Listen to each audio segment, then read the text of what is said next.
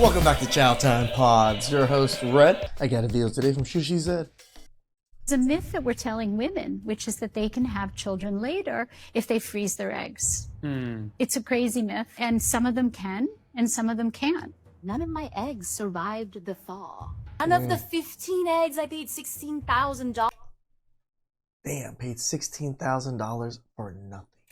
for. The overachieving eggs. The overachieving eggs decided not to wake up after being frozen. Here's somebody else that says 16,000 with the crying emojis. They price it like it's a for sure thing. Imagine having a business where you can charge people $16,000 to actually not deliver. Drink the coffee, it'll make you feel better. Strong That is crazy. and hyper independent woman learns the consequences of delaying marriage, embracing feminism, and the pain of having to freeze your eggs.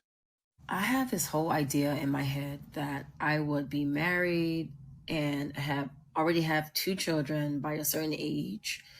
I told myself I would have all that by like 30. I'm 32, which is still young, and I'm single, not married, but definitely like financially stable, travel, got my life figured out. But I don't have like the relationship figured out. I don't have the whole kid situation figured out. And it's kind of like depressing a little bit. I say this because I just got off the phone with a fertility clinic because I am going to freeze my eggs. And I just like got off the phone and I just feel so, like me freezing my eggs make me feel so bad in a way. Because I actually have a story. I have a good friend that they used in vitro with the egg freezing, and they are actually able to get their daughter's, the one I bought the Power Wheels for. Yeah, they got her, but I think that's probably the only child they're able to get. They were very, very lucky with it. I don't want to not be able to have children when that time comes, but apparently the time has not been sooner than I would have liked.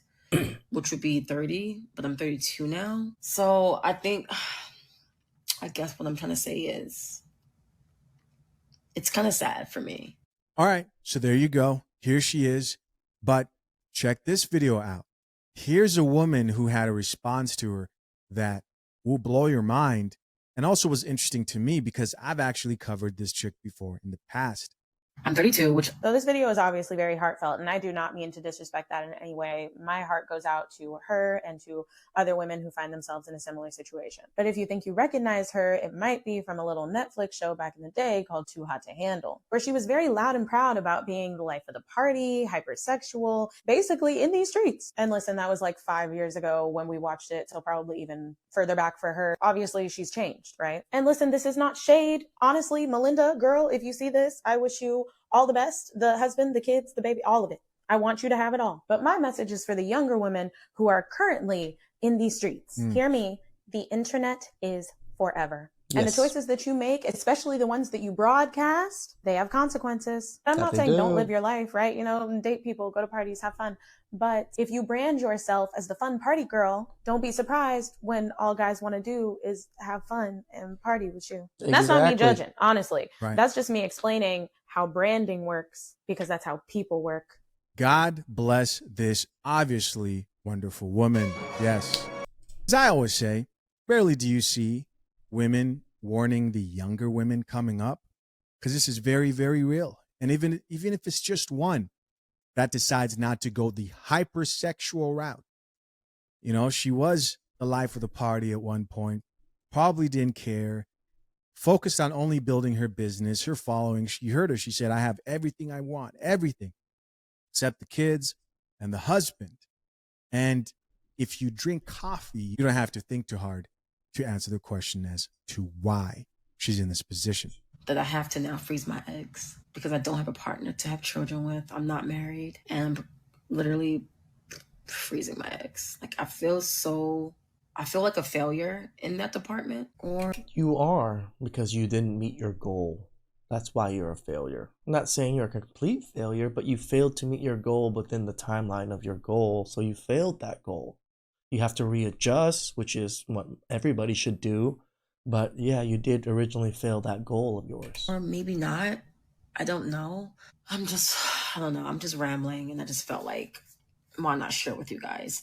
I don't know. I hope this video finds my people. I hope this video finds people that can relate and comment about your experiences and where are you at in life. One of the things people don't know about the freezing egg industry is just how unreliable the whole process is.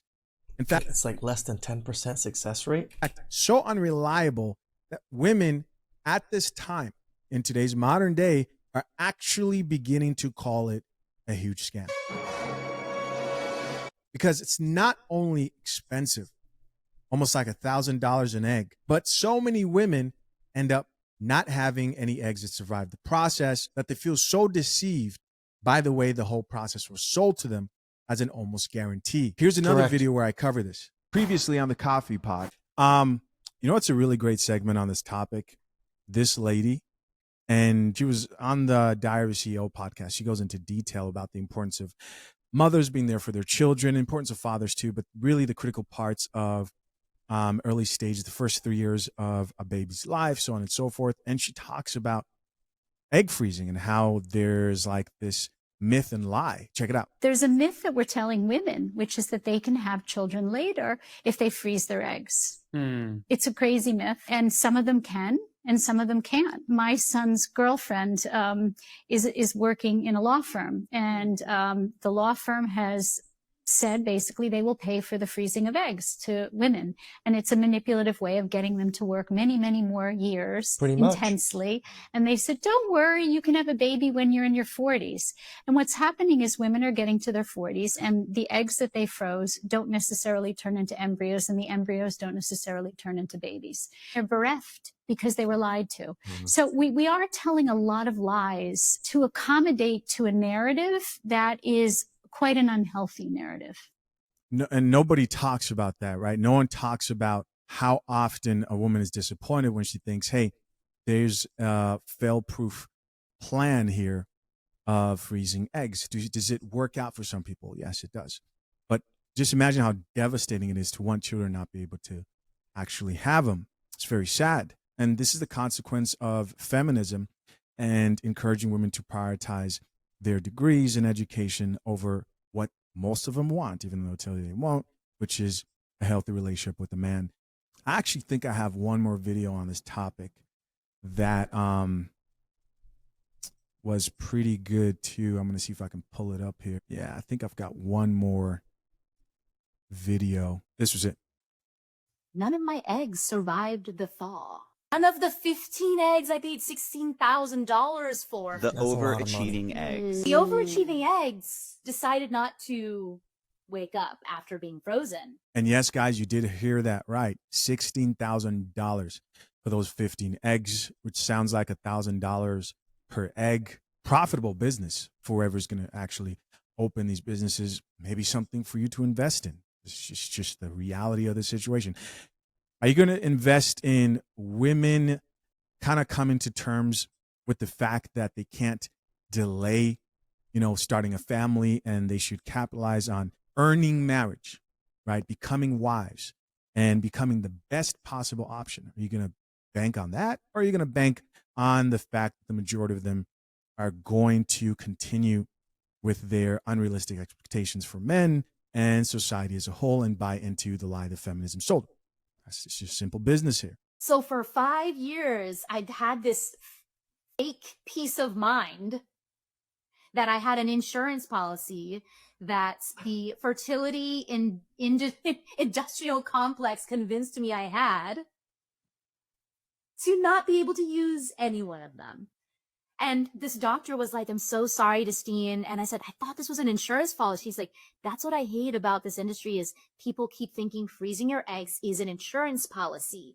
It is an avenue to open up potential options. Correct. And so, there are a lot of people who hear this type of content and they think, oh, you're just out here being discouraging. No, people need to know this truth. They need to know that it's not a fail-proof plan. People who want families, people who want to eventually have children, they should know this. Even couples who think that they could take this approach should know this. Let's read a few of these comments. Top comment here says they should be forced to pay you back. This is insane. They paint it as an insurance policy. Of course they will. We live in a capitalistic society, and that's not the problem. The problem is you won't accept that, and you think that your job, who says, yeah, we'll pay for your egg freezing, that they actually have your best interest in mind over the men who are saying, hey, if you act right, we can work something out over here. You've chosen to believe in. That's pretty much it, right? ChishaZed said it. If you act right, we can have something. The company you've chosen to submit to your boss. Unfortunate. Somebody else who says the success rate is well documented. The market hides that. So they hide that so that people don't know. And this chick responded back and says, so it's partially because a great deal of patients never go back to the frozen eggs. Here's somebody else who says, only freeze embryos. I did my research and talked to women. Only freeze embryos, never eggs only. Somebody else who says, pro tip, before you choose a doctor group or facility, ask about their thaw rates and look at their actual data.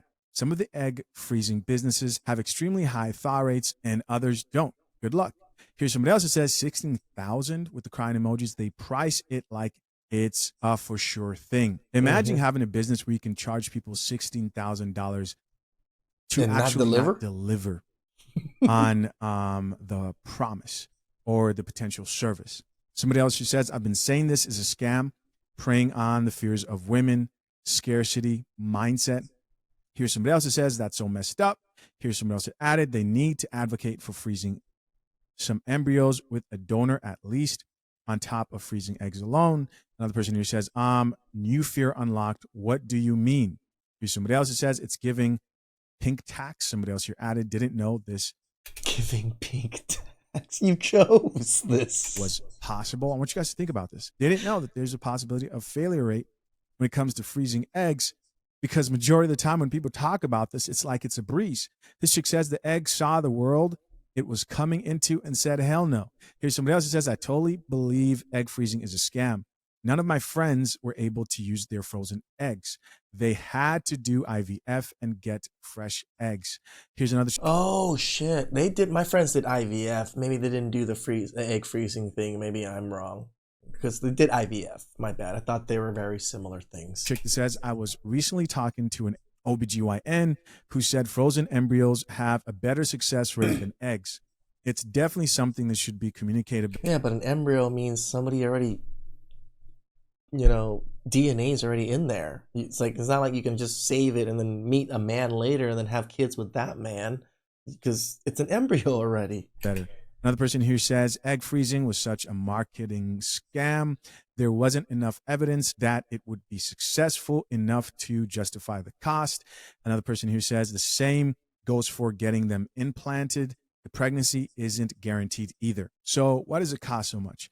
I think part of the reason it costs so much is basically based on their ideal customer.